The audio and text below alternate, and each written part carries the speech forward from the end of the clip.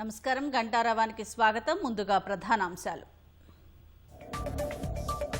సోమనాథ్ జ్యోతిర్లింగ క్షేత్రంలో అమృత మహోత్సవాలు, పరమశివుడికి స్వయంగా అభిషేకించిన ప్రధాని మోదీ.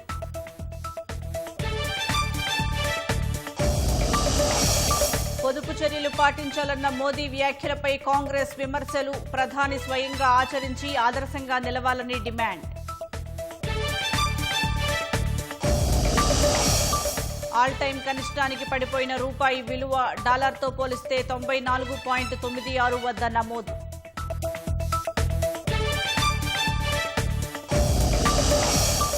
చిలకలగూడ యావన్ హత్య కేసులో 10 మంది అరెస్ట్, నిందితుల నుంచి మారణాయుధాలు స్వాధీనం.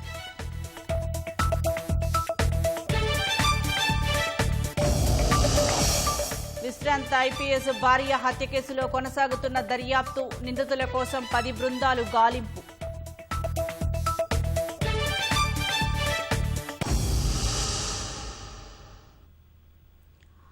వేడుకకు వెళ్లి బంధువులతో గడిపిన ఆ ఆనంద క్షణాలు ఎంతోసేపు లేవు. ద్విచక్ర వాహనం రూపంలో వచ్చిన అకాల మృత్యువు వారి సంతోషాన్ని ఎగరేసుకుపోయింది. వారి కుటుంబాల్లో తీరని విషాదాన్ని నింపింది. మహబూబ్ నగర్ జిల్లాలో అర్ధరాత్రి జరిగిన ఘోర రోడ్డు ప్రమాదంలో 2 చిన్నారులు సహా 5 మృతి చెందారు.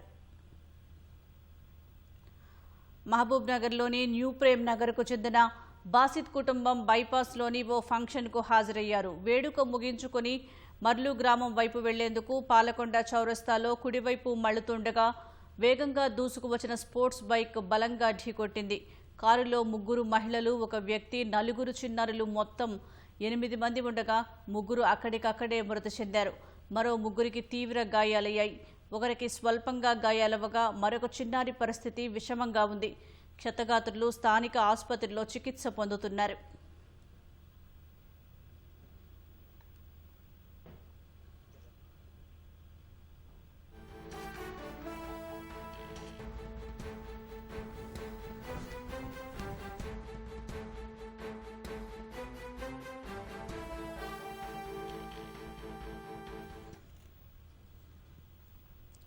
హైదరాబాద్కు చెందిన 12 మంది బైకర్లు స్పోర్ట్స్ బైక్లతో మహబూబ్ నగర్ జిల్లాలో మెట్రో కన్వెన్షన్ హాల్లో ఓ వేడుకకు హాజరయ్యారు.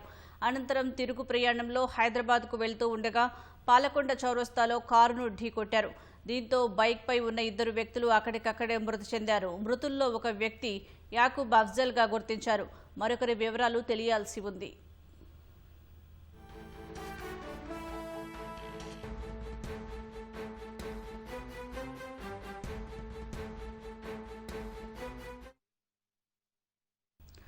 రంగారెడ్డి జిల్లా ఔటర్ రింగ్ రోడ్డు బొంగళూరు నుంచి తుక్కుగూడ వెళ్లే మార్గంలో జరిగిన రోడ్డు ప్రమాదంలో 2 యువకులు దుర్మరణం చెందారు. నెల్లూరు నుంచి హైదరాబాద్ వస్తున్న క్రమంలో కంటైనర్ ట్రక్ను కారు వెనుక నుంచి ఢీకొట్టింది. ప్రమాదంలో నెల్లూరుకు చెందిన యువకులు కత్తి భరత్ కాంత్, గూడ సాయి త్రిలోక్ మృతి చెందారు. ఇటీవల విడుదలైన టెనెంట్ చిత్రంలో భరత్ కాంత్ హీరోగా నటించారు. త్రిలోక్ కొన్ని తెలుగు సినిమాలకు సినిమాటోగ్రాఫర్గా పనిచేశారు. పోలీసులు మృతదేహాలను ఉస్మానియా ఆసుపత్రికి తరలించారు.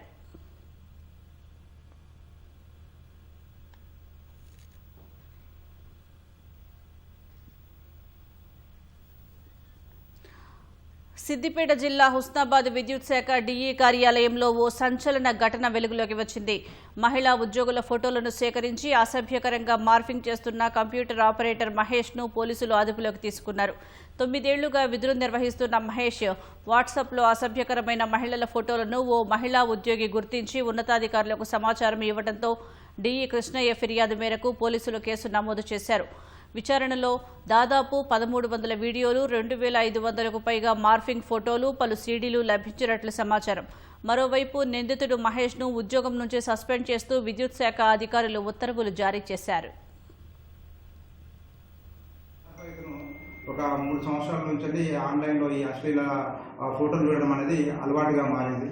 అలవాటుగా మారిన తర్వాత చూసే క్రమంలో అతను ఈ ఆన్లైన్లో ఈ ఫోటో సేవర్ యాప్ అండ్ ఈ పాలిష్ యాప్ అంటే ఫోటో ఎడిట్ యాప్, ఈ 2 రకాల యాప్లను డౌన్లోడ్ చేసుకొని అతను ఏవైతే వాట్సాప్ స్టేటస్లో వచ్చే ఫొటోస్ను మరియు సోషల్ మీడియాలో వచ్చే అతని యొక్క బంధువుల ఫోటోలు కానీ ఎవరైనా మహిళల ఫోటోలు అందరినీ కూడా వాటిని కలెక్ట్ చేసుకొని మార్ఫింగ్, ఈ ఫోటో ఎడిట్ యాప్ ద్వారా మార్ఫింగ్ చేసుకొని వాటిని చూస్తూ ఉండేవాడు.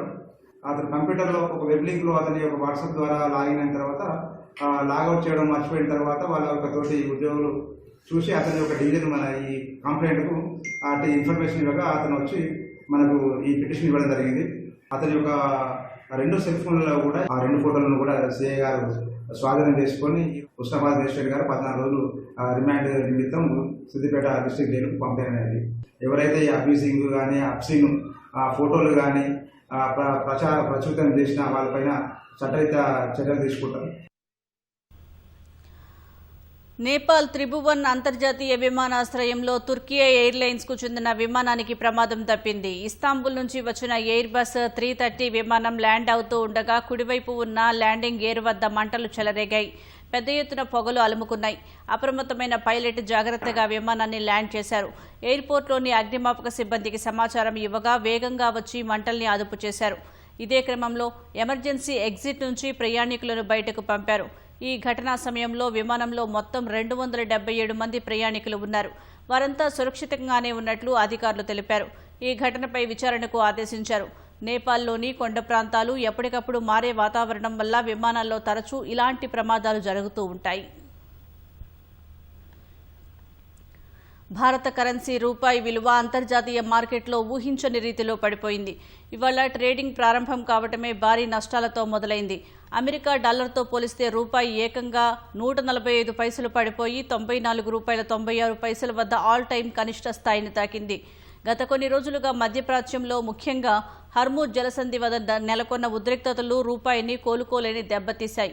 ఇరాన్, అమెరికా మధ్య పెరుగుతున్న యుద్ధ వాతావరణం ఇన్వెస్టర్లను ఆందోళనకు గురిచేస్తోంది. దీని ప్రభావం నేరుగా కరెన్సీ మార్కెట్పై కనిపిస్తోంది. మరోవైపు అంతర్జాతీయ మార్కెట్లో ముడి చమురు ధరలు మళ్లీ భగ్గుమన్నాయి. బ్రెంట్ క్రూడ్ ధర బ్యారెల్కు $100 మార్కును దాటడంతో భారత్ వంటి దిగుమతి చేసుకునే దేశాలపై భారం పెరిగింది. దీనివల్ల డాలర్కు డిమాండ్ పెరిగి రూపాయి విలువ మరింత దిగజారింది. విదేశీ ఇన్వెస్టర్లు దేశీయ మార్కెట్ల నుంచి నిధులను భారీగా ఉపసంహరించుకోవడం కూడా రూపాయి పతనానికి మరో కారణంగా నిపుణులు విశ్లేషిస్తున్నారు. ఈ నేపథ్యంలో రూపాయిని నిలబెట్టేందుకు రిజర్వ్ బ్యాంక్ ఆఫ్ ఇండియా ఎలాంటి చర్యలు తీసుకుంటుందోనని మార్కెట్ వర్గాలు ఆసక్తిగా గమనిస్తున్నాయి. మరోవైపు అంతర్జాతీయంగా నెలకొన్న పరిస్థితుల ప్రభావంతో దేశీయ స్టాక్ మార్కెట్లు నష్టాలతో ప్రారంభమయ్యాయి.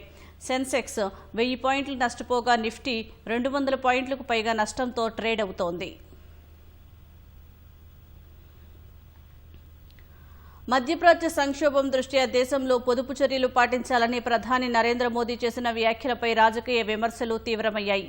ప్రధాని చేసిన సూచనలపై కాంగ్రెస్ అగ్రనేత రాహుల్ గాంధీ తీవ్రస్థాయిలో మండిపడ్డారు. ప్రజలను త్యాగాలు చేయాలని కోరటం ప్రభుత్వ అసమర్థతకు నిదర్శనమని ఆయన విమర్శించారు. ఈ మేరకు ఎక్స్ మాధ్యమంలో ఓ పోస్ట్ చేశారు. మరోవైపు ప్రధాని పిలుపును స్వాగతిస్తూనే కాంగ్రెస్ నేత ఉదిత్ రాజ్ ఘాట్ విమర్శలు చేశారు. ప్రజలకు సూచనలు చేసే ముందు ప్రధాని స్వయంగా ఆచరించి ఆదర్శంగా నిలవాలని ఆయన డిమాండ్ చేశారు. ప్రజలను విదేశీ ప్రయాణాలు తగ్గించుకోవాలని కోరే ముందు ప్రధాని తన అనవసర విదేశీ పర్యటనలను తక్షణమే నిలిపివేయాలని ఆయన హితవు పలికారు. ఖరీదైన విమానాల్లో ప్రపంచ దేశాలను మోదీ చుట్టడం ఆపేస్తే ప్రజలు అది చూసి నేర్చుకుంటారని ఉదిత్ రాజ్ వ్యాఖ్యానించారు. ప్రజలను వర్క్ ఫ్రం హోం చేయమని కోరుతున్న ప్రధాని మోదీ తాను కూడా ఇంటి నుంచే పనిచేయాలని డిమాండ్ చేశారు. గతంలో ఏ ప్రధాని కూడా కార్యాలయాన్ని వదిలి ఇన్నిసార్లు బయటకు వెళ్లలేదని ఆయన గుర్తు చేశారు. ఎన్నికల ప్రచారాల్లో వేల సంఖ్యలో కార్లను వాడటం వల్ల భారీగా ఇంధనం వృధా అవుతోందని వాటిని తగ్గించాలని కోరారు.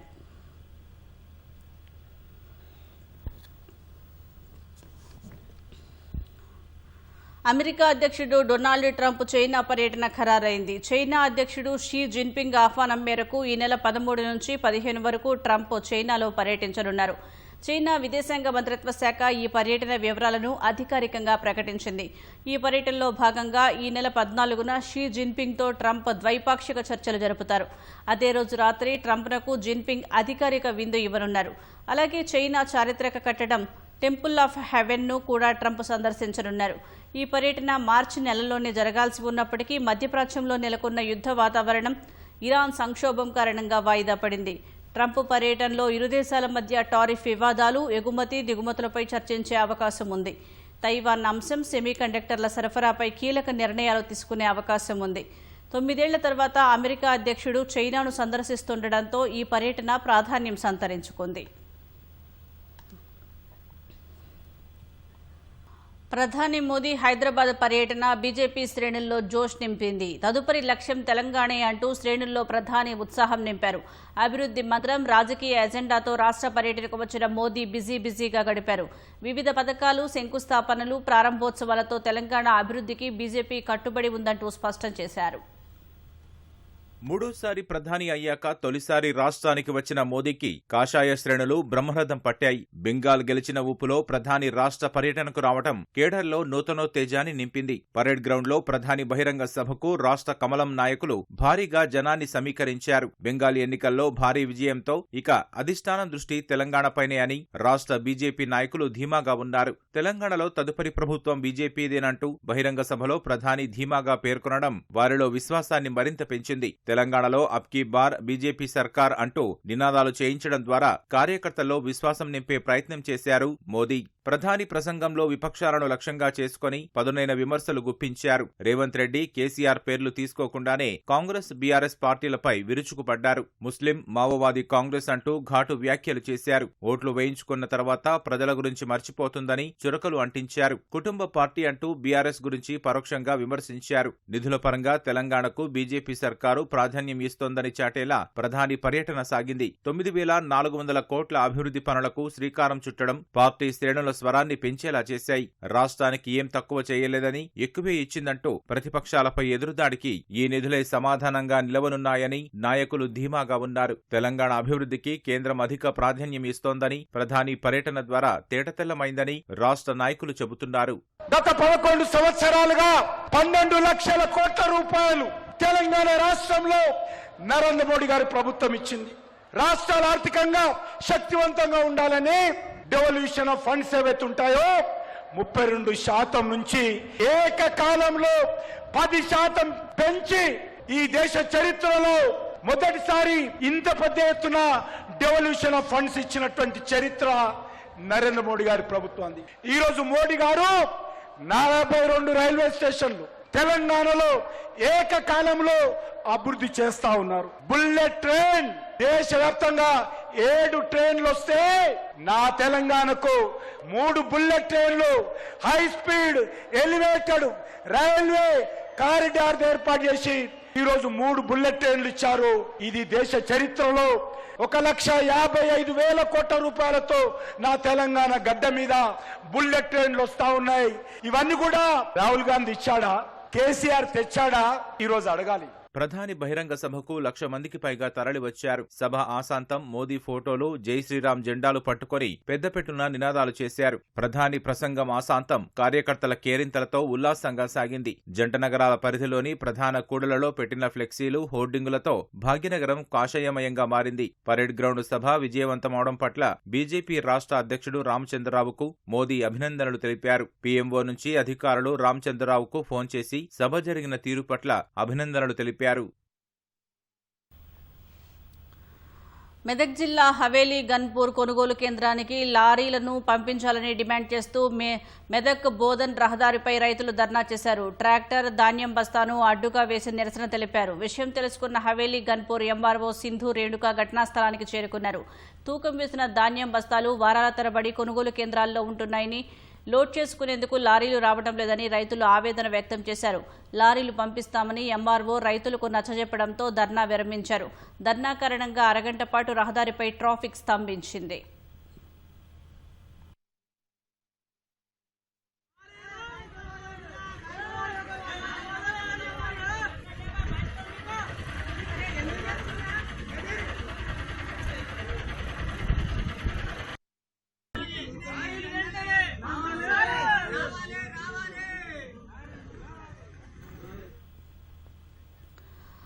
రాష్ట్ర వ్యవసాయ శాఖ మంత్రి తుమ్మల నాగేశ్వరరావు రాజకీయ ప్రస్థానం మొదలై 40 వసంతాలు పూర్తి చేసుకున్న సందర్భంగా ఖమ్మం జిల్లా ఏన్కూరులో అభిమానులు సంబరాలు నిర్వహించారు. తుమ్మల చేపట్టిన అభివృద్ధి, ముఖ్యమంత్రులతో ఉన్న ఫోటోలను ఎగ్జిబిషన్లో ఏర్పాటు చేసి వేడుకల్లో పాల్గొన్నారు. రాష్ట్రంతో పాటు ఉమ్మడి జిల్లాలో ఆయన చేపట్టిన అభివృద్ధి పనులను గుర్తు చేసుకున్నారు. నీటిపారుదల, రహదారులు, భవనాలు, అబ్కారీ, వ్యవసాయ శాఖల మంత్రిగా నిబద్ధతతో పనిచేసిన మహానాయకుడని కొనియాడారు.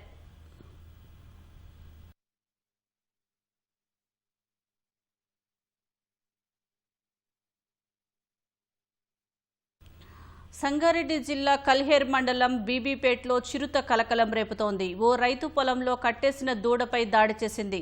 భయాందోళనలో పశువుల కాపర్లు, రైతులు. కళేబరం చూసిన రైతు ఆందోళనకు గురయ్యారు. కొంతకాలంగా ఆ ప్రదేశంలో చిరుత సంచరిస్తుందని అటవీశాఖ అధికారులకు సమాచారం ఇచ్చినా ప్రయోజనం ఉండట్లేదని రైతులు ఆవేదన చెందారు. వెంటనే తగు చర్యలు తీసుకోవాలని అధికారులకు విజ్ఞప్తి చేశారు.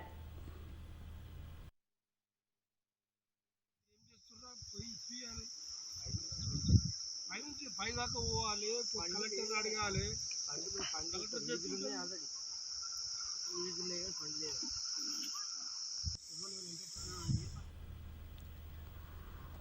విశ్రాంత ఐపీఎస్ భార్య హత్య కేసులో ముమ్మరంగా దర్యాప్తు కొనసాగుతోంది. ఈ నిందితుల కోసం పోలీసులు 10 బృందాలతో జల్లెడ పడుతున్నారు. దేశవ్యాప్తంగా పలు ప్రాంతాలతో సహా నేపాల్ సరిహద్దు ప్రాంతంలో వేట కొనసాగిస్తున్నారు. నిందితులకు మరికొందరు సహకరించినట్లు అనుమానిస్తున్నారు. నిందితులు దొరికితే మరిన్ని విషయాలు వెలుగులోకి వస్తాయంటున్నారు. కేసుకు సంబంధించి ఇప్పటివరకు ఎవరినీ అదుపులోకి తీసుకోలేదని పోలీసులు స్పష్టం చేశారు.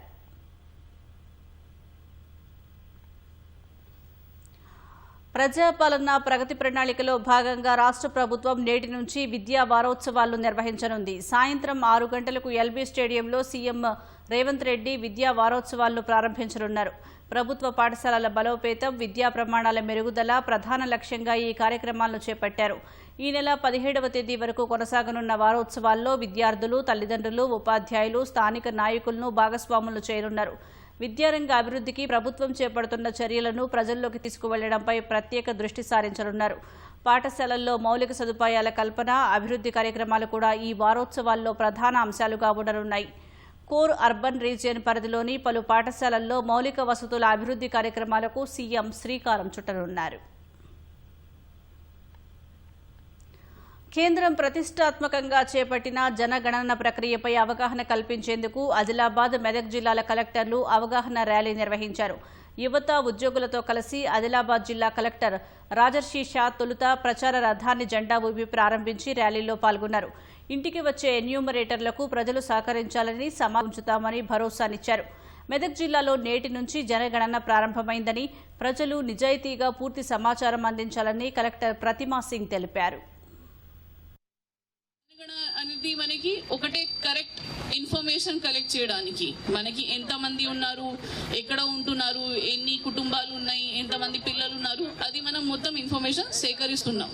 సో దీంట్లో భాగంగా మా జిల్లాలో కూడా 21 మండలాలతో పాటు 4 మున్సిపాలిటీస్లో మనం ఎన్యూమరేటర్స్కి, సూపర్వైజర్స్కి అందరికీ శిక్షణ కార్యక్రమం చేసి అందరూ ఈ రోజు నుంచి ఫీల్డ్లో మీకు కనిపిస్తారు. వాళ్ళకి మీరు కరెక్ట్గా ఇన్ఫర్మేషన్ ఇవ్వాలి. ఈ రోజు నుంచి హౌస్ లిస్టింగ్ ఆపరేషన్స్ అంటే వాళ్ళే చూసుకుంటారు ఎన్ని స్ట్రక్చర్స్ ఉన్నాయి, ఎన్ని బిల్డింగ్స్ ఉన్నాయి, దాంట్లో ఎన్ని కుటుంబాలు ఉన్నాయి, ఎక్కడ వంట చేస్తున్నారు, వాళ్ళకి కలిసి చేస్తున్నారా, విడివిడిగా చేస్తున్నారు, అట్లాంటి అడుగుతారు మీకు. మన ఏవైతే కరెక్ట్ జనన కానీ మీ కరెక్ట్ ఏవైతే సందర్భంగా హౌస్ లిస్టింగ్ ఏవైతే ప్రశ్నలు ఉన్నాయో వాటికి కరెక్ట్ సమాచారం ఇవ్వగలిగితే మళ్ళీ భవిష్యత్తులో సోషియో ఎకనామిక్ ప్లానింగ్ ఏవైతే ఉంటాయో దాని సందర్భంగా ఏవైతే స్కీమ్స్ ఉంటాయో అవి అన్నీ కూడా కరెక్ట్గా చేయడానికి ఆస్కారం ఉంటుంది. కాబట్టి ఈ రోజు నుంచి మళ్ళీ 9 జూన్ వరకు మా ఎన్యూమరేటర్స్, సూపర్వైజర్స్ మళ్ళీ మీ దగ్గర వచ్చి మళ్ళీ వారు ప్రశ్నలు అడుగుతారు. దయచేసి ఆ ప్రశ్నలకి సరైన సమాధానం, సరైన ఏవైతే ఆన్సర్స్ ఉన్నాయో తప్పకుండా వారికి తెలియచేయండి. గుజరాత్లోని పవిత్ర పుణ్యక్షేత్రం సోమనాథ్లో ఆధ్యాత్మిక కోలాహలం నెలకొంది. సోమనాథ్ ఆలయ పునరుద్ధరణ జరిగి 75 ఏళ్లు పూర్తవుతున్న సందర్భంగా నిర్వహిస్తున్న అమృత్ మహోత్సవంలో ప్రధాని నరేంద్ర మోదీ పాల్గొన్నారు. సోమనాథ్ ఆలయంలో ప్రధాని ప్రత్యేక పూజలు నిర్వహించారు. అభిషేకం, ధ్వజపూజతో పాటు మహాపూజలో ఆయన పాల్గొన్నారు.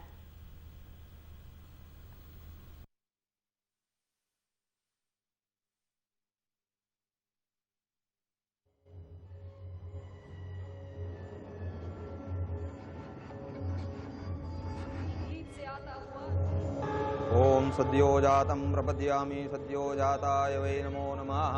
भवे भवेनाति भवे भवस्मान् भवोद्भवाय नमः। वामदेवाय नमो, ज्येष्ठाय नमः, श्रेष्ठाय नमः, रुद्राय नमः। पश्येम स्वभिर्यजत्राः स्थिरैरङ्गैः स्तुष्टुवागुंसस्तनु वीर्यसेम हि देव हि तञ्जदायुः शतमिन्नो शरदो अन्ति देवा जत्रा नश्चक्रा जरशन्तनूनाम् पुत्रासो जत्र पितरो भवन्ति मानो मध्यारीरिखतायुर्गन्धो आदितिर्द्यौरादितिरन्तरिक्षमदितिर्माता स पिता स पुत्रः।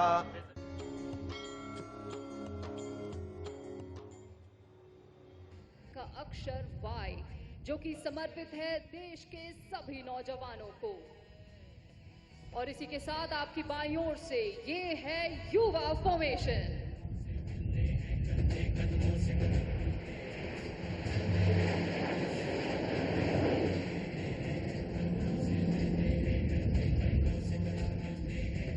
Degree view.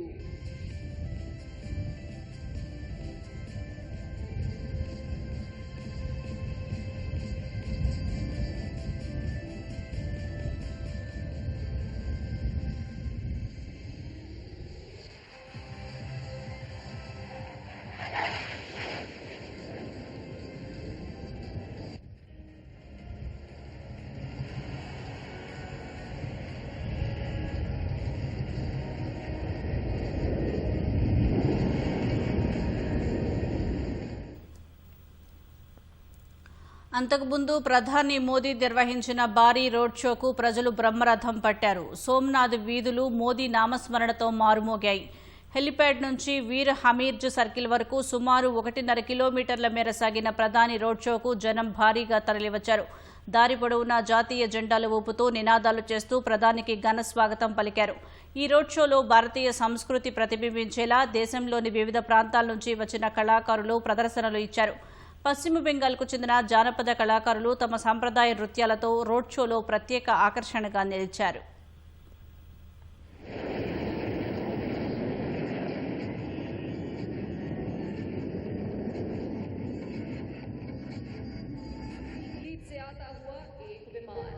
मगर क्या ये एक विमान है या दो?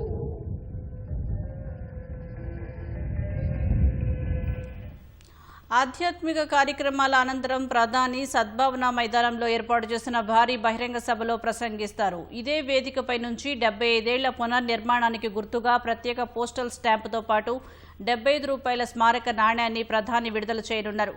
ఈ వేడుకల్లో భాగంగా భారత వాయుసేనకు చెందిన సూర్యకిరణ్ టీం నిర్వహించిన సాహసోపేతమైన విన్యాసాలు అబ్బురపరిచాయి.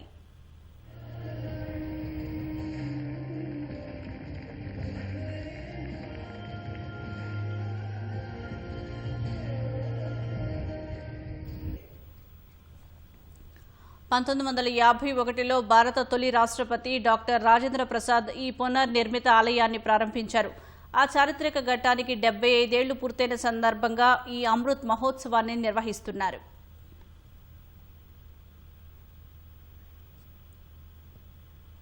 ప్రపంచ ఇంధన సంక్షోభం సెగ సామాన్యుడికి తగలకుండా ఉండేందుకు భారత ప్రభుత్వ రంగ చమురు సంస్థలు భారీ మూల్యాన్నే చెల్లిస్తున్నాయి. పశ్చిమాసియాలో యుద్ధం వల్ల ముడి చమురు ధరలు బగ్గుమంటున్నా భారత్లో మాత్రం పెట్రోల్, డీజిల్ ధరలు పెరగలేదు. దీని వెనుక చమురు కంపెనీలు భరిస్తున్న నష్టం అక్షరాల రోజుకు 1700 కోట్ల రూపాయలు. 10 వారాల్లో ₹1,00,000 కోట్ల నష్టాన్ని చవిచూశాయి. మరి ఈ భారాన్ని చమురు సంస్థలు ఇంకెన్నాళ్లు మోయగలవు? పెట్రోల్, డీజిల్ ధరల పెంపు అనివార్యమా? ఈ కథనంలో చూద్దాం.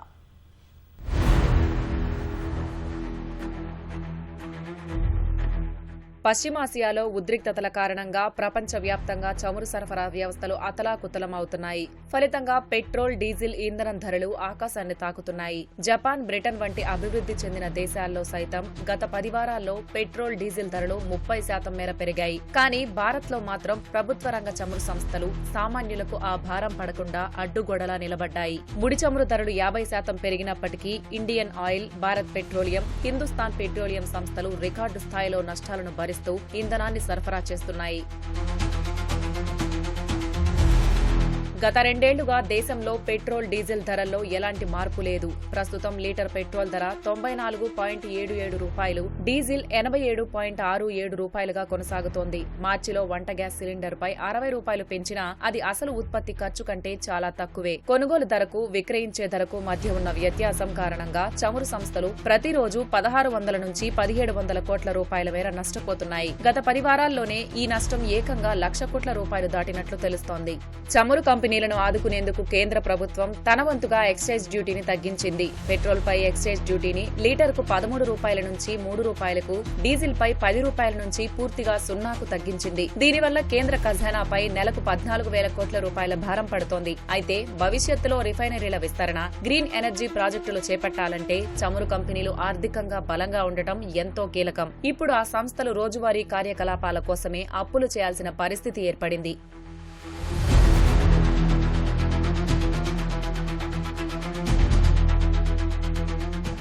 ఈ పరిస్థితి ఇలాగే కొనసాగితే చమురు కంపెనీల మనుగడకే ప్రమాదమని ఆర్థిక నిపుణులు హెచ్చరిస్తున్నారు. దేశ ఇంధన భద్రత, ఆర్థిక స్థిరత్వం దృష్ట్యా రాబోయే రోజుల్లో ఇంధన ధరల పెంపు అనివార్యంగా కనిపిస్తోంది. అయితే సామాన్యులపై భారం పడకుండా ఈ ధరల పెంపు ఎప్పుడు ఎంత మేర ఉండాలనే దానిపై కేంద్రం త్వరలోనే ఒక కీలక నిర్ణయం తీసుకునే అవకాశం ఉందని ఆర్థిక నిపుణులు అంచనా వేస్తున్నారు.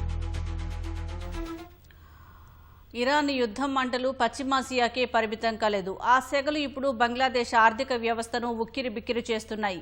ఇంధన కొరత, ఆకాశాన్ని అంటుతున్న ధరలు, పడిపోతున్న ఆదాయంతో సామాన్యుడి బతుకు భారంగా మారింది. ముఖ్యంగా బంగ్లాదేశ్ వెన్నెముక అయిన గార్మెంట్ రంగం తీవ్ర సంక్షోభంలో కూరుకుపోయింది. ఇరాన్ యుద్ధ ప్రభావం బంగ్లాదేశ్ ఆర్థిక వ్యవస్థను అతలాకుతలం చేస్తోంది. బంగ్లాదేశ్ ఎగుమతుల్లో 80% వాటా ఉన్న గార్మెంట్ రంగం ఇప్పుడు ఊపిరి సలపక కొట్టుమిట్టాడుతోంది. గ్యాస్, డీజిల్ కొరత వల్ల విద్యుత్ కోతలు పెరిగిపోయాయి. దీంతో ఫ్యాక్టరీల ఉత్పత్తి 30 నుంచి 40% పడిపోయింది. మరోవైపు ప్యాకేజింగ్ మెటీరియల్స్, దారాల ధరలు 40% వరకు పెరిగాయి. ప్రపంచంలో చైనా తర్వాత బంగ్లాదేశ్ రెండో అతిపెద్ద గార్మెంట్ ఎగుమతిదారుగా ఉంది. ఈ రంగంలో ఏటా $39 బిలియన్ ఆర్జిస్తోంది. 40 లక్షల మంది కార్మికులకు ఉపాధి కల్పిస్తుంది. గార్మెంట్ రంగంలో వ్యాపార ఖర్చులు 40% పెరిగాయి. యూరోప్, అమెరికా నుంచి వచ్చే ఆర్డర్లు తగ్గిపోతున్నాయి. తమకు రావాల్సిన వ్యాపారం భారత్, వియత్నాం, కంబోడియా దేశాలకు తరలిపోయే ప్రమాదం ఉందని బంగ్లాదేశ్ వ్యాపారులు అంటున్నారు.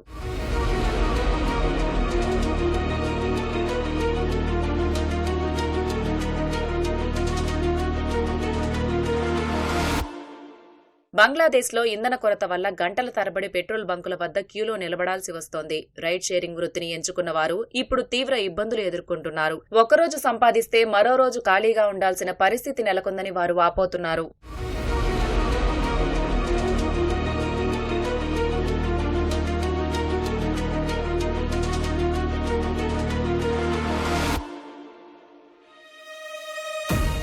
అంతర్జాతీయ ఆర్థిక సంస్థలు సైతం బంగ్లాదేశ్ ను హెచ్చరిస్తున్నాయి. ఏషియన్ డెవలప్మెంట్ బ్యాంక్ ఏడీబీ 2026లో బంగ్లాదేశ్ వృద్ధి రేటు 4.7% పడిపోతుందని, ద్రవ్యోల్బణం 5.2% చేరుతుందని అంచనా వేసింది. బంగ్లాదేశ్ జీడీపీ వృద్ధి రేటు 3.9%కే పరిమితం కావచ్చని వరల్డ్ బ్యాంక్ పేర్కొంది. యుద్ధం కారణంగా ఇంధన సరఫరాలో అంతరాయాలతో ఎల్ఎన్జీ సబ్సిడీల కోసం బంగ్లాదేశ్ అదనంగా $107 కోట్ల ఖర్చు చేయాల్సి వస్తోంది. ప్రభుత్వం పరిస్థితిని చక్కదిద్దేందుకు ఇంధన రేషనింగ్, షాపింగ్ మాల్స్ పనివేళల తగ్గింపు వంటి పొదుపు చర్యలు చేపట్టింది. సహాయం కోసం పొరుగు దేశం భారత్ ను కూడా ఆశ్రయించింది. ఇరాన్ యుద్ధం త్వరగా ముగియకపోతే 17 కోట్ల జనాభా ఉన్న బంగ్లాదేశ్ భారీ ఆర్థిక సంక్షోభంలో చిక్కుకోవడం ఖాయంగా కనిపిస్తోంది.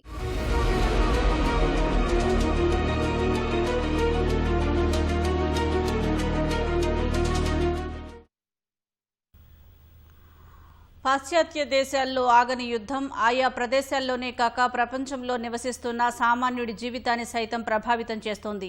ఈ నేపథ్యంలో హైదరాబాద్లో పర్యటించిన మోదీ జాతిని ఉద్దేశించి కొన్ని సూచనలు ఇచ్చారు. సప్తసూత్రాలు పాటిస్తే దేశానికి దీర్ఘకాలికంగా ప్రయోజనం చేకూర్చుతుందని, అభివృద్ధి దిశగా పయనిస్తుందని నిపుణులు చెబుతున్నారు. స్వయం సమృద్ధి భారత్ను అగ్రభాగంలో నిలుపుతుందంటున్న ప్రొఫెసర్ చిట్టెడి కృష్ణారెడ్డితో మా ప్రతినిధి శివరామకృష్ణ ముఖాముఖి.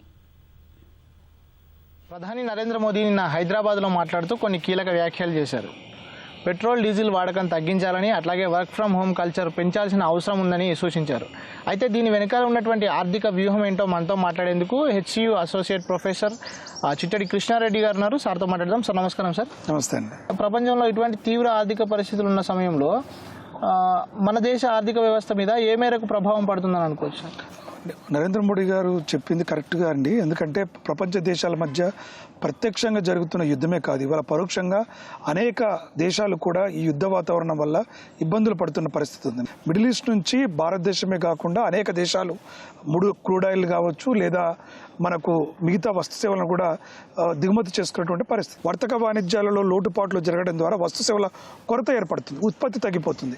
ముఖ్యంగా అవుట్సోర్సింగ్ విధానం కూడా అమెరికా లాంటి దేశాలు ఆల్రెడీ ట్రంప్ వచ్చిన తర్వాత టారిఫ్ల మోత ఒకవైపు ఇవన్నీ జరుగుతున్న అవుట్సోర్సింగ్ కూడా తగ్గిపోయి వాణిజ్య వ్యాపారాలలో ఒడిదొడుకులు ఎదుర్కోవడానికి ఆస్కారం ఉంది. కాబట్టి దేశాల మధ్య ఇవాళ మనం భారతదేశం కూడా చూసుకుంటే క్రూడ్ ఆయిల్, బంగారం అత్యధికంగా దిగుమతి చేసుకుంటున్నాం. మన దిగుమతులలో ఇవే సింహభాగం. దాదాపుగా 80% నుంచి 90% వరకు మన ఫారిన్ ఎక్స్చేంజ్ రిజర్వ్స్ ఏదైతే ఉందో వీటి చెల్లింపులకే పోతూ ఉన్నాయి. కాబట్టి ఎప్పుడైతే ఈ వాణిజ్య లోటు అంటే మనం క్రూడ్ ఆయిల్ ఎక్కువగా దిగుమతి చేసుకోవడం, దానికి చెల్లింపులు ఎక్కువగా జరుగుతుండడంలో దేశంలో ఈ అంతర్జాతీయ మారక ద్రవ్యం ఏదైతే ఉందో అది తగ్గిపోతూ ఉంటుంది. ఆ ప్రభావం దేశంలో ఉన్న అన్ని వస్తు సేవలపైన పడి అన్ని వస్తు సేవల ధరలు పెరిగే అవకాశం ఉంది. కాబట్టి భారత ప్రధాని నరేంద్ర మోడీ గారు మనకు అదే విషయాన్ని చెప్తారు. కేవలం ఇది ఒక 3 దేశాల మధ్య జరుగుతున్న యుద్ధమో మిడిల్ ఈస్ట్కే పరిమితం కాలేదు. ఇవాళ ప్రపంచ దేశాలన్నీ కూడా యుద్ధ వాతావరణం వల్ల క్రూడ్ ఆయిల్ యొక్క దెబ్బతినడం, హర్మోజ్ జలసంధి లాంటిది మూసివేతతో ప్రపంచ దేశాలన్నీ కూడా కుదేలైపోయి ఆర్థిక వ్యవస్థలన్నీ చిన్నాభిన్నం అవుతున్నాయి. వాటిని నిలబెట్టుకోవడానికి మనం జాగ్రత్తగా ఉండాల్సిన అవసరాన్ని దేశ ప్రజలను సన్నద్ధం చేస్తున్నట్టుగా మనం చూడొచ్చు. మధ్యతరగతి కుటుంబము ఆర్థిక ప్రణాళిక ఏ విధంగా ఉండాలి సార్? అంటే వివిధ ఖర్చుల నేపథ్యంలో ఆర్థిక ప్రణాళిక ఏ విధంగా ఉండాలి? మనకు అందుకనే నిన్న నరేంద్ర మోడీ గారు 7 సప్త సూత్రాలు చెప్పినట్టుగా చూడవచ్చు. దాంట్లో ముఖ్యమైనటువంటిది కూడా మీరు అవసరమైతేనే వాహనాలు తీయండి, పెట్రోల్ డీజిల్లను కూడా వాడకం తగ్గించడం కోసం కావచ్చు, లేదా ఖర్చులను కూడా బంగారం కూడా 1 సంవత్సరం పాటు కొనుగోలు చేయకండి. అంటే అది మార్కెట్లో వస్తున్న ఒడిదుడుకులు కావచ్చు, మిగతా విషయాలు కావచ్చు. అంటే మనకు భారత ప్రధాని గారు చెప్తున్న మాటల్లో కూడా అనవసరమైన ఖర్చులు పెట్టకండి. అది పార్టీల విషయంలో రూపవచ్చు కావచ్చు, ఫంక్షన్ల రూపంలో కావచ్చు, ఏ రకంగానైనా కూడా ప్రజల అవసరాల మేరకు ఈవెన్ వంట నూనెల దగ్గర కూడా మనం ఎందుకంటే అత్యధికంగా వంట నూనెలను దిగుమతి చేసుకుంటున్నాం కాబట్టి ఇలాంటి వాటిపైన అన్నింటినీ ఖర్చులను తగ్గించుకుంటేనే కుటుంబం ఆర్థికంగా ఇబ్బందులు పడకుండా ఉంటుంది అనే విషయాన్ని వారి మాటల్లో మనకు చాలా స్పష్టం అవుతోంది. కోవిడ్ సమయంలో కూడా చూసాం. కోవిడ్లో భారత్ ఏ రకంగా ప్రజలు సన్నద్ధం చేస్తారో అదే దశలో ఇవాళ భారత ప్రధాని ఖర్చులను మితంగా పెట్టుకోండి, మీ కుటుంబాన్ని కాపాడుకోండి అని చెప్పేసి చెప్తున్నారు. కాబట్టి ప్రజలందరూ కూడా అవసరమైన మేరకే ఖర్చులు పెట్టుకోవాలి, కానీ అనవసర దుబారా ఖర్చులను తగ్గించుకోవాల్సిన అవసరం చాలా స్పష్టంగా కనబడుతుంది. స్వదేశీ సమృద్ధి సాధించడం ద్వారా మనము ఎంత మేరకు ఆర్థిక రంగాన్ని ఎట్లా బలోపేతం చేసుకోవచ్చు? ఇవాళ మనం చూసుకుంటే ప్రతి వస్తువు ఒక కుటుంబంలో కానీ ఒక వ్యక్తి కానీ మన దగ్గర ఉన్న వస్తువులను పరిశీలిస్తే దాదాపుగా ఇతర దేశాల నుంచి మన దగ్గర కనీసం ఒక 10 వస్తువులను ఉంటాయి. అన్ని రకాల జర్మనీ నుంచి కావచ్చు, చైనా నుంచి కావచ్చు, అమెరికా నుంచి కావచ్చు, ఇట్లా అనేక రకాలుగా మనకి వస్తున్న పరిస్థితి కనబడతా ఉంది. కాబట్టి అంటే విదేశీ వస్తువులు అది చీప్గా వస్తున్నాయనో లేకుంటే లో క్వాలిటీ అనో ఏదో రకంగా ప్రజలు వెళ్తున్నటువంటి పరిస్థితుల్లో ఆర్థిక వ్యవస్థ పైన ప్రతికూల ప్రభావం పడుతుంది.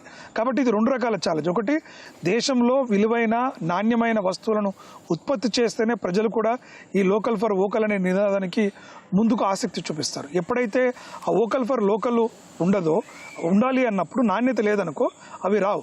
కాబట్టి భారత ప్రధాని గారు అన్నట్టుగా కూడా ఇది కేవలం ఒక పార్టీ మేనిఫెస్టో కాకుండా ప్రజలందరం కూడా వస్తు సేవలను ఉత్పత్తి చేయడంలో కావచ్చు, అదేవిధంగా వినియోగించడంలో కావచ్చు, భారతీయ వస్తువులను తీసుకుంటే మనకు దేశభక్తి అంటే మరేదో కాదు. మన వస్తువులను, మన దేశంలో తయారైన వస్తువులను కనుక మనం డిమాండ్ చేయగలిగినట్లయితే, వినియోగించుకోవట్లయితే ఈ దేశంలో ఉన్న పారిశ్రామిక సంస్థలు, అది స్టార్టప్స్ కావచ్చు లేదా పెద్ద పెద్ద సంస్థలు కావచ్చు, ఆర్థికంగా బలోపేతం అవ్వడం వల్ల దేశంగా ఉన్నటువంటి ఉద్యోగాల కల్పన కావచ్చు, మనకు స్వదేశీ వస్తువుల ఉత్పత్తి ద్వారా ఆర్థిక వ్యవస్థ కూడా ట్రాక్లోకి వస్తుంది. ఇవాళ అనేక దేశాలు, అభివృద్ధి చెందిన దేశాలు చూస్తాయి, అది చైనా కావచ్చు, జపాన్ కావచ్చు, మిగతా దేశాల ఆర్థిక వ్యవస్థలను చూసినప్పుడు కూడా స్వదేశీ వస్తువుల ఉపయోగాన్నే ఎక్కువగా వినియోగిస్తుండటం మనం గమనిస్తూ ఉంటాం.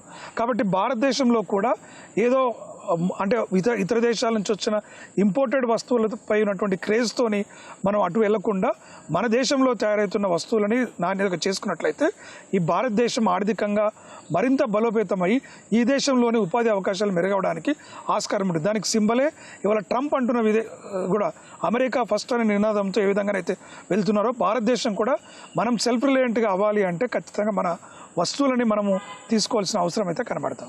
సో ఇంకొకటి మోదీ మాట్లాడిన దాంట్లో ముఖ్యమైన విషయం ఏంటంటే పెట్రోల్ డీజిల్ వాడకం తగ్గించాలి అని చెప్పిన మాట ఏదైతే ఉందో అంటే ఇది భవిష్యత్తులో వచ్చే ఇంధన కొరతని ముందుగానే ఊహించి చేసిన హెచ్చరిక అని మనం భావించవచ్చా సార్? 100%. ఇప్పుడు ఎందుకంటే మనకు భారతదేశంలో చాలా రోజులుగా రెన్యూవబుల్ ఎనర్జీ పైన భారత ప్రభుత్వం ప్రయత్నాలు చేస్తూ వస్తుంది. అదేవిధంగా ఇంధనం కూడా అంతర్జాతీయంగా క్రూడ్ ఆయిల్ ఆల్మోస్ట్ డబుల్ అయిన పరిస్థితి చూస్తున్నాం ఈ యుద్ధం నేపథ్యంలో. ఒపెక్ కంట్రీస్ అన్నీ కూడా పూర్తి స్థాయిలో ఎక్కడ ఉత్పత్తిని చేసే పరిస్థితుల్లో కూడా లేదు. ఎందుకంటే కొన్ని దేశాల్లో అటు బాంబులు వేసి వాటిని ఆయిల్ ఉత్పత్తి కేంద్రాలపైన కూడా దాడులు జరిగిన నేపథ్యంలో అంతర్జాతీయంగా క్రూడ్ ఆయిల్ ధరలు భారీగా పెరగనున్నాయి.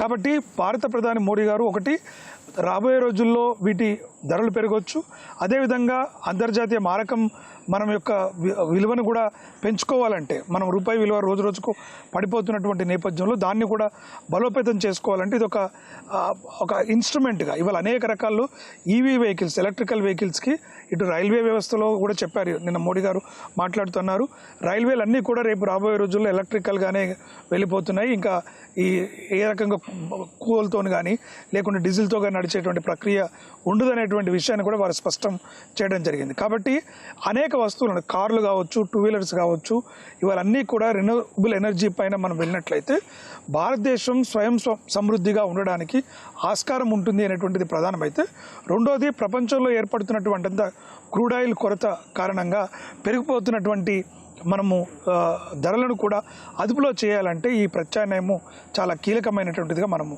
చూడవచ్చు. సో ఈ వర్క్ ఫ్రమ్ హోమ్ అట్లాగే మీటింగ్స్ ఫ్రమ్ హోమ్ అనే కల్చర్ గురించి ఆయన మాట్లాడారు. మళ్ళీ ఒకసారి కోవిడ్ టైంలో చేసినట్టుగా మళ్ళీ చేయాలని అన్నారు. దీని వెనుక ఉన్నటువంటి ఆర్థిక వ్యూహము అట్లాగే ఇంధన వ్యూహం ఏంటి సార్? ఆర్థిక వ్యూహం అంటే ఒకటి మనందరికీ కూడా తెలుసు, ఈ రోజుల్లో జోహో కార్పొరేషన్ వచ్చిన తర్వాత కూడా ఒక మోడల్ సెట్ అయింది. దేశంలో పెద్ద పెద్ద కార్పొరేట్ బంగ్లాలతో అద్దాల మేడలు లేదా అలాంటి వ్యవస్థను కాకుండా చాలా సింపుల్గా ఒక ప్రకృతిలో నేచర్లో కార్యక్రమాలు చేసుకునే విధంగా ఐటీ కంపెనీలు కూడా సర్వీస్ సెక్టర్ చేసుకునే విధంగా ఇవాళ మనకు టెక్నాలజీ అందుబాటులోకి వచ్చింది. కాబట్టి ప్రజలందరినీ కూడా మీరు వర్క్ ఫ్రమ్ హోమ్ చేసుకునే విధంగా ప్రయత్నం చేసినట్లయితే రోడ్లపైన ట్రాఫిక్లు కావచ్చు, అదేవిధంగా ఇంధనం ఖర్చులు తగ్గుతాయి, అదేవిధంగా డబ్బుల ఖర్చుయే కాకుండా ఇంధన పొదుపు కూడా జరుగుతుంది. మనకి ఈరోజు కొనుగోలు శక్తి అనే కాదు, దానికి ఇంధన పొదుపు కూడా ఏదైతే ఉంటుందో అది చాలా ముఖ్యం. కాబట్టి ఆ దిశగానే వాళ్ళ ప్రధాని మోడీ గారు మనకి మార్గదర్శనం చేశారు. మనం ఇంధన పొదుపును చేసుకోవాలంటే అనవసరంగా వెహికల్ ఉంది కదానో లేకుంటే ఇంకేదో ఉందని కానీ మనము బయటికి వెళ్ళే ప్రక్రియ కాకుండా చాలా స్పష్టంగా మనముగా నియంత్రించుకున్నట్లయితే అది వ్యక్తిగతంగా లాభ ప్రయోజనం ఆర్థికంగా ప్రయోజనమే కాకుండా దేశానికి కూడా ఎంతో మేలు చేసినటువంటి వాళ్ళు అవుతామనే ఊహలను అటు వ్యక్తిగత ఆర్థికంగా భద్రతను ఆర్థికంగా లాభం చేకూర్చే విధంగాను అంతర్జాతీయంగా వస్తున్న క్రూడ్ ఆయిల్ విపత్తు నుంచి అధిగమించడానికి కూడా ఇది ఒక మార్గంగా ఉంది. ఇది కేవలం ఈ యొక్క యుద్ధ వాతావరణంలో కాకుండా రాబోయే రోజుల్లో కూడా మోడీ గారు చేసినా కూడా ఒక లాంగ్ టర్మ్ విజన్ పెట్టుకొని చేస్తూ ఉంటారు. కాబట్టి రాబోయే రోజుల్లో కూడా ఈ కార్పొరేట్ కల్చర్కి మనము స్వస్తి పలుకుతూ ఒక సాధారణమైనటువంటి దాంట్లోనే ఈ యొక్క మొత్తం టెక్నాలజీని ఐటీ రంగాన్ని ముందుకు తీసుకెళ్లేటువంటి కార్యక్రమం జరగడానికి కూడా ఒక నాందిగా మనం చూడవచ్చు.